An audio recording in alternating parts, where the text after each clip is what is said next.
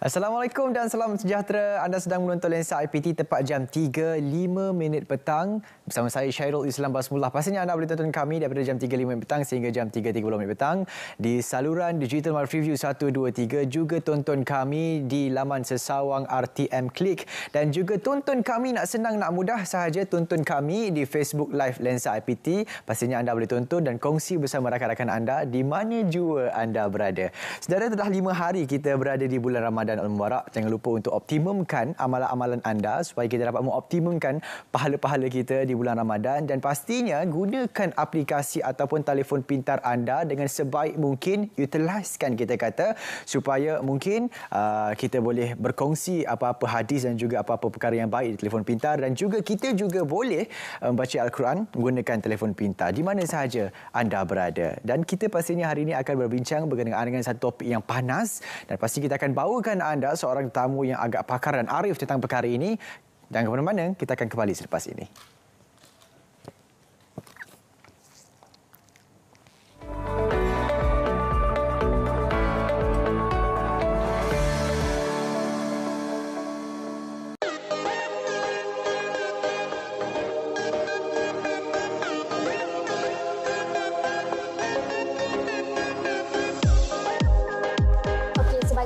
So saya nampak pada bermulanya orang kata pengundi pada jam 9.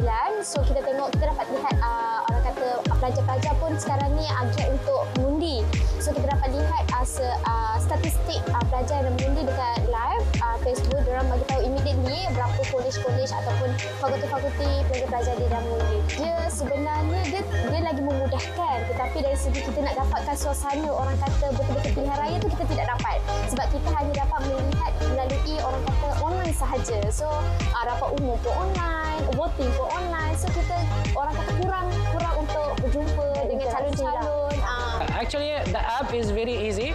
It's very simple. Anyone they can use it, and just download, and after that use the app. It's very simple. You can check, and is with any of the student you can just follow, and you can see, and you can just click one click and vote, and very easy one. So please everyone they can use this app and vote. Okey, saya rasa sangat mudah bila kita guna e-voting ni, sebab saya tak pergi fakulti untuk beratur terlalu panjang, ambil masa kan. Jadi kalau e-voting ni saya rasa dia lebih mudah, sebab dekat mana-mana pun saya boleh buat begitu. Ada juga dengan bantuan hotspot daripada UPM sendiri, jadi lebih mudah untuk saya e-voting. Pilihan Raya Kampus atau pemilihan MPP UPM sesi 2021 yang sedang berlangsung pada hari ini akan menggunakan aplikasi Putra Voting. So melalui aplikasi ini pelajar tidak perlu hadir di kampus. Pengundian boleh dilakukan di mana-mana saja, di kampung ataupun di mana hometown mereka dengan menggunakan telefon pintar masing-masing. Untuk rekod, terdapat seramai 25,200 orang pelajar yang telah berdaftar dan akan mengundi. Dan menariknya, pengundian pada kali ini dikendalikan sepenuhnya oleh Jawatan Kuasa Induk Pemilihan Majlis Perwakilan Pelajar oleh pelajar itu sendiri. Pihak staf daripada Pusat Pembangunan Maklumat dan Komunikasi ataupun EDEK hanya membantu dari segi menyelaras fasiliti. Dari segi keselamatan, kita menggunakan PIN number, di mana PIN tu diberi kepada pelajar untuk memastikan pelajar berkenaan yang mengundi calon-calon yang mereka undi. Dengan adanya Putra Voting ini, maknanya dari segi kesangsian pelajar, dari segi pengundi hantu itu tidak akan wujud. Kerana daripada 25,200 pelajar ini, untuk mendapatkan PIN ini dihantar kepada email peribadi pelajar tersebut.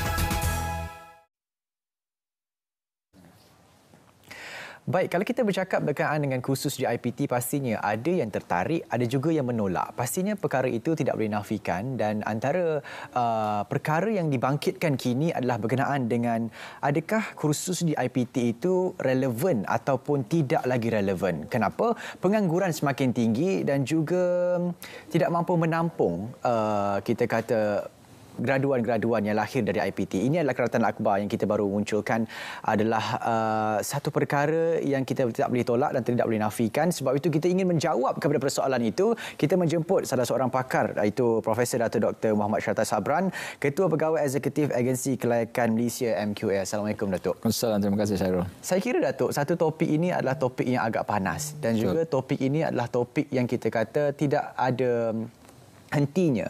Satu, kita jemput Datuk sebagai seorang yang pakar dan arif tentang hal ini. Dan kenapa perkara ini boleh terjadi sebenarnya, Datuk?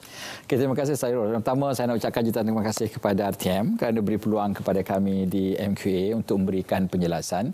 Seperti mana yang telah kita sedia maklum, isu yang berkaitan dengan kursus-kursus di IPT tidak relevan, telah pun terpapar dalam akhbar, tak silap saya, lebih kurang 2 minggu yang lepas. Dan sudah pasti perkara ini menjadi satu kerisauan dalam kalangan mahasiswa, terutamanya ibu bapa dan sebagainya.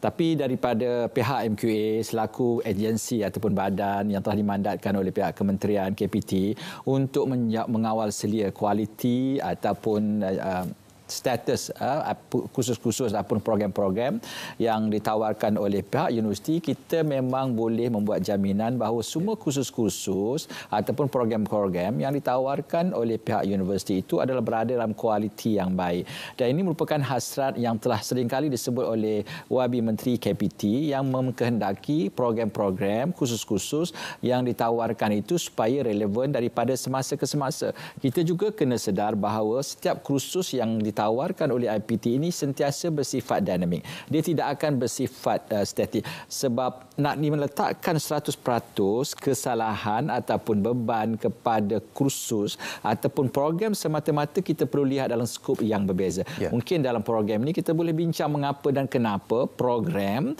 ataupun kursus dengan pengangguran itu ada kait-mengait. Okey, baik. Saya suka Datuk bercakap berkenaan dengan kualiti dan kuantiti itu saya. Bercakap berkenaan dengan kuantiti itu, mungkin ada kuota tertentu daripada IPT-IPTA dan juga IPTS dalam negara kita hari ini, rasanya perlu dikurangkan lagi kerana pengangguran itu masih meningkat. Okey. Jadi macam mana tu? Okey, pada pandangan saya sebenarnya pihak IPT awam ataupun swasta dalam negara memang mereka mempunyai kebebasan untuk menawarkan kursus-kursus ataupun program-program yang mereka rasakan relevan. Di pihak MQA kita sentiasa memastikan kualiti itu diletakkan sebagai perkara ataupun agenda utama.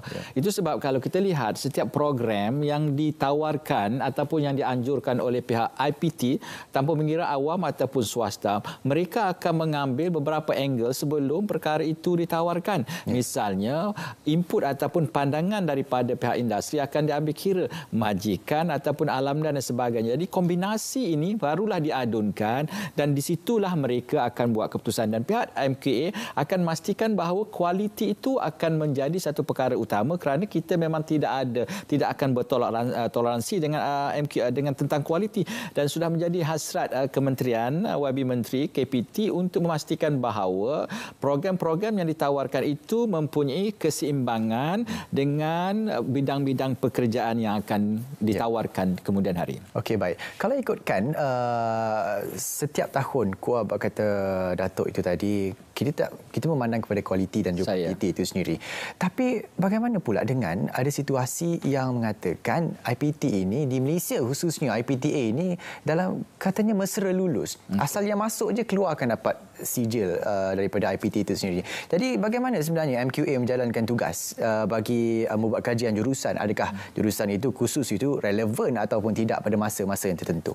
Okey, kita tidak boleh menyatakan bahawa sekiranya ramai pelajar-pelajar kita lulus, maka kita boleh mengandaikan bahawa ini satu program yang mesra lulus. Kerana kita kena lihat kehebatan critical thinking, pemikiran kritis dalam kalangan masyarakat kita pada hari ini amat luar biasa.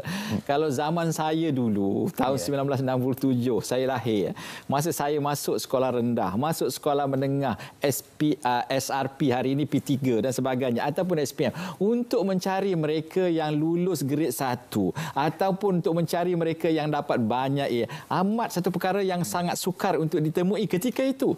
Tetapi pada hari ini ini kita lihat untuk memperoleh banyak A itu sudah menjadi satu perkara biasa. Untuk lulus SPM satu perkara biasa, dan perkara yang tak biasa pada hari ini kalau saya gagal SPM. Zaman dulu perkara tak biasa lulus SPM. Perkara tak lulus SPM biasa zaman dulu. Itu sebab pada hari ini pemikiran kreatif dalam kalangan masyarakat kita semakin hari semakin meningkat, dan ini merupakan sebenarnya indikator bahawa Malaysia sedang menuju ke arah sebuah negara maju. Iaitu sebab kita tidak boleh menyatakan bahawa sekiranya ramai pelajar-pelajar kita, ramai masyarakat kita yang mempunyai ijazah pada satu ketika nanti, kita tidak boleh menyatakan bahawa sistem kita fleksibel, sistem kita lenient, sistem kita mesra sangat nak bagi lulus. Kualiti MQA akan pastikan. Memang seringkali disebut oleh YB Menteri, kualiti bukan satu perkara yang boleh kita jual beli. Itu perkara yang perlu kita beri keutamaan. Jadi sekiranya ramai pelajar kita yang keluar dengan keadaan yang lulus, maka itu menunjukkan bahawa tahap intellectuality masyarakat kita semakin hari semakin meningkat, dan kita sebagai rakyat Malaysia seharusnya bersyukur dengan trend yang sedemikian, kerana kita akan menuju kepada sebuah negara maju, dan kita mahu seluruh masyarakat kalau boleh pada satu ketika sudah memiliki sekurang-kurangnya sijil ataupun diploma ataupun ijazah seperti mana yang kita lihat di negara Jepun, Amerika dan sebagainya. Okey, baik. Kalau kita bercakap dengan pemikiran kritis dan kreativiti ini sendiri, inovasi hari demi hari ia meningkat. Dan juga kalau kita ikutkan pengangguran sekarang ini pun lebih kepada bahagian inovasi. Andai kata, saya bagi satu analogi mudah. Mereka ini yang menolak degree ini adalah mereka yang katanya mengangkat sijil profesional, mengangkat orang yang berpengalaman, dan juga degree ini, sarjana muda ini diletak ke tangga yang ketiga. Jadi hal ini sebenarnya menjadikan mereka ukur dari segi pengangguran dan juga tangga gaji. Jadi perkara itu bagi saya mungkin ada logiknya, dan mungkin juga ada pro and cons lah, saya kata. Jadi apa pandangan Datuk berkenaan itu? Okey, saya melihat begini kan, di dalam pendidikan tidak ada satu kaedah yang kita panggil one size fit all. Okey, satu ketika ia mungkin relevan, pada satu ketika benda yang sama mungkin tidak relevan. Pada satu ketika mungkin diperlukan sijil, pada satu ketika dia mungkin diperlukan diploma, dan pada satu ketika dia mungkin memerlukan degree. Sebagai masyarakat, kita perlu mengambil kesempatan dalam apa benda yang kita berkemampuan. Kalau sekiranya saya mempunyai potensi untuk cemerlang dalam sijil, maka saya kena pergi ke situ, dan begitulah dengan diploma dan juga dengan ijazah dan sebagainya. Dan saya tidak boleh menyatakan bahawa dalam konteks ini hanya mereka yang mempunyai sijil akan memperoleh satu peluang yang lebih besar daripada ijazah, diploma ataupun ijazah. Apa yang penting yang saya harapkan masyarakat di luar sana pada hari ini tidak meletakkan kelayakan akademik semata-mata sebagai tiket untuk memperoleh kecemerlangan di masa hadapan. Kerana pada hari ini kita tahu formula kecemerlangan ataupun formula untuk cemerlang sudah tidak sama seperti mana formula yang digunakan pakai pada tahun 1957, 60 ataupun 80. Kombinasi formula pada hari ini mereka yang punya kelayakan akademik yang baik, sama ada sijil, diploma ataupun ijazah ataupun master dan sebagainya. Tapi dalam masa yang sama mereka perlu ada kemahiran-kemahiran tambahan.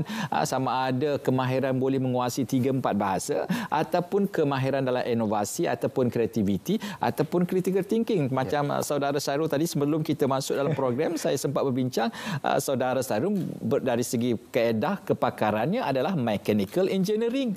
Seharusnya akan menjadi seorang engineer, tapi pada hari ini berjaya untuk host program Lensa IPT kerana beliau mempunyai satu kemahiran luar biasa. Dan ini perkara yang perlu kita hadapi, kerana saya tidak mahu masyarakat di luar sana berpegang kepada satu formula. Saya dilatih untuk menjadi seorang, saya mengambil program engineering, justru saya wajib jadi engineer. Formula ini relevan pada 30-40 tahun. Pada hari ini kita universiti awam ataupun swasta hanya menyediakan asas penting untuk kita boleh berjaya di masa hadapan. Kemampuan kita membuat adaptasi, melihatkan potensi ataupun peluang ada, itu merupakan satu perkara yang perlu diambil kira oleh masyarakat pada hari ini. Itu sebab kita tidak tahu apa akan berlaku pada masa akan datang. Tapi preparation, persediaan kita menambah value added ataupun nilai tambah seperti mana yang disebut oleh Syarul itu satu perkara yang perlu kita ambil perhatian yang serius. Okey, baik. Terima kasih, Datuk. Saya rasa ini adalah satu berkat daripada Tuhan juga. Mungkin ada yang seperti saya, mungkin ada yang tidak. Jadi mungkin yang tidak itu adalah mereka ini mungkin tercari-cari apa value added yang mereka ingin mahukan dan perlukan value added dari setiap pelajar dalam masyarakat Malaysia. Akan tetapi Datuk, bagaimana pula anda kata kita perlu value added, adakah kursus di IPT itu sendiri tidak relevan? Saya kira hujah-hujah Datuk mengarah kepada tidak relevan. Sebenarnya setiap program yang ditawarkan oleh IPTA ataupun IPTS sudah mengambil kira pelbagai aspek. Sebelum sesuatu kursus mendapat akreditasi atau program mendapat akreditasi daripada MQA, apa yang kita akan pastikan bagaimana kursus itu dibuat. Okey, di antara perkara yang perlu diambil kira dan wajib diambil kira pandangan-pandangan industri. Okey, sama ada industri telah diambil kira pandangan mereka sebelum program itu ditawarkan. Begitu juga dengan stakeholder yang lain, majikan, alumni dan sebagainya. Dan juga tidak kurang dijalankan market survey, kajian pasaran. Kalau kami mengeluarkan program dalam bidang ini, berapa ramai dalam kalangan majikan bersedia untuk mengambil graduan-graduan kami. Maklumat ini diadunkan dan di situlah mereka akan buat keputusan IPT yang terlibat sama ada wajar ataupun tidak wajar untuk diteruskan. Bila sampai kepada MQA, kita akan memastikan semua kriteria itu dilakukan dan dilaksanakan. Justru untuk menyatakan bahawa program-program yang ditawarkan oleh pihak IPT itu tidak relevan, kurang tepat kerana sebelum ia ditawarkan sudah mengambil kira beberapa perspektif dan sebagainya. Cuma isu yang kita nak bincangkan pada hari ini, sejauh mana pelajar yang mengikuti program tersebut bersedia untuk meningkatkan nilai tambah tadi. Jadi nilai tambah itu memang terbuka. Itu sebab kalau kita rujuk kepada blueprint pengajian tinggi kita, memang telah disediakan 10 shift itu di antaranya untuk melahirkan pelajar-pelajar yang ada ciri-ciri keusahawanan dan bersifat holistik. Dan ini perkara yang saya rasa pelajar perlu mengambil berat, dan dalam keadaan kita berhadapan dengan dunia yang tidak menentu pada hari ini, kemampuan kita menguasai nilai tambah itu sangat-sangat signifikan. Satu contoh yang saya boleh bagi pada hari yang mulia ini, kemampuan seorang pelajar menguasai 4-5 bahasa, pastinya dia akan menjadi satu manusia, satu graduan yang luar biasa. Okey, baik. Terima kasih Datuk. Kalau saya suka bercerita analogi yang Datuk berikan tadi adalah mereka yang menguasai 2-3 bahasa ini adalah satu value added yang perlu bagi setiap pelajar di dalam kalangan masyarakat kita. Dan juga saya mungkin ingin tanyakan kepada Datuk, mungkin ada cadangan ataupun sebelum itu saya nak ucapkan tahniah kepada Datuk atas pelantikan sebagai eksekutif CEO pada 8 Mac hari itu. Dan mungkin selaku warga baharu dalam MQA ini sendiri, mungkin ada beberapa black spot titik buta yang Datuk nampak dalam MQA ini sendiri yang Datuk rasa mungkin ingin memperbaharui dalam masa yang akan datang. Okey, perkara yang kita sedang lakukan pada hari ini adalah untuk memastikan bahawa MQA ini dirasai kewujudannya dalam kalangan IPT. Ini merupakan hasrat daripada YB Menteri untuk MQA melakukan engagement. Jadi itu sebab pada ketika ini kami sedang melaksanakan turun padang untuk menceritakan hal-hal yang berkaitan dengan MQA supaya ia dapat difahami. Bukan sekadar pengurusan tertinggi universiti, tapi juga dalam kalangan mereka yang terlibat dalam penggubalan program-program atau kursus-kursus. Jadi perkara ini yang dilakukan dan kita dapati hasil daripada engagement ataupun libat kita turun padang dalam 2-3 buah universiti yang kita telah berlakukan sehingga kini, telah melihat ramai dalam kalangan mereka memberi satu perspektif yang baik kerana mereka kata sebelum ni kami kurang faham, kami dengar melalui pembacaan, tapi kami sekarang boleh berdiskusi face to face bersemuka dengan pegawai-pegawai daripada MQA. Dan saya rasa engagement ini dengan turun padang ini kami dapat menyelesaikan banyak masalah-masalah yang mungkin pada satu ketika dulu menjadi satu isu besar dalam kalangan IPT dalam negara kita. Okey, baik. Apa antara halangan MQA sebenarnya dalam mendidik masyarakat untuk terima bahawa kursus di IPT ini masih lagi relevan pada masa kini, Datuk?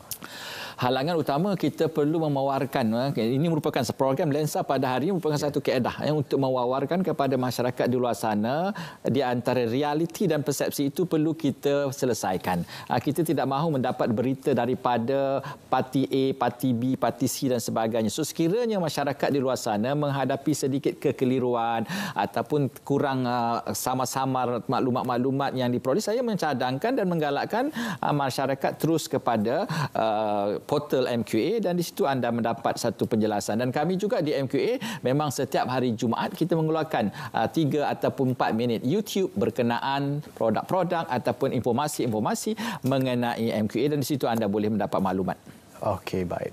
Secara ringkas, Datuk, untuk penutup kita di Lensa IPT, mungkin ada seruan-seruan ataupun harapan, Datuk, kepada mereka yang sedang menonton hari ini supaya mereka sedar akan kewujudan dan juga kepentingan MQA ini sendiri.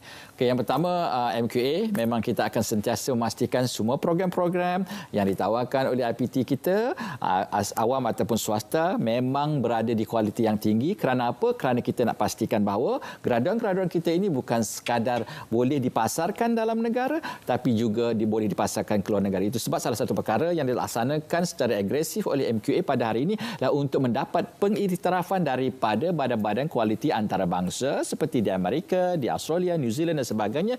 Kerana dengan berlakunya pengiktirafan tersebut, produk-produk kita boleh kita pasarkan ke luar negara justru hasrat Wabi Menteri untuk meningkatkan keboleh pasaran kita. Boleh kita bantu, kita boleh tingkatkan kerana kalau mereka tidak berjaya mendapat pekerjaan dalam Malaysia, mereka juga boleh bekerja di luar negara kerana kualiti pendidikan kita sama taraf dengan kualiti pendidikan di negara-negara maju yang lain. Okey, baik. Terima kasih banyak Datuk atas perkongsian dan juga kesediaan Datuk berada di sini.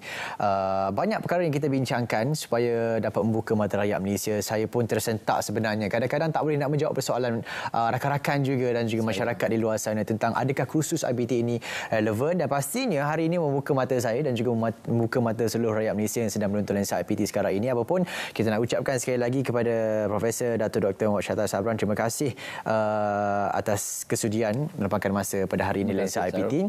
Dan juga kepada anda luar sana, teruskan menonton Lensa IPT tepat jam 3.05 petang sehingga jam 3.30 petang di saluran berita RTM ataupun di Facebook Live Lensa IPT. Ingat, jaga diri, jaga keluarga anda dan juga jangan lupa untuk patuh SOP, dan juga yang paling penting, jangan lupa untuk mendaftar bagi program imunisasi COVID-19 kebangsaan yang akan berlangsung bagi tahap-tahap ataupun fasa yang telah ditetapkan. Bagi penutup, munajat kami bawakan kepada anda bekerjasama dengan hasil kerjasama Masjid Al-Watiqo Billah Tuanku Mizan Zainal Abidin UiTM Shah Alam dengan kerjasama Jabatan Komunikasi UiTM. Itu saya Syairul Islam. Assalamualaikum dan kita berjumpa lagi.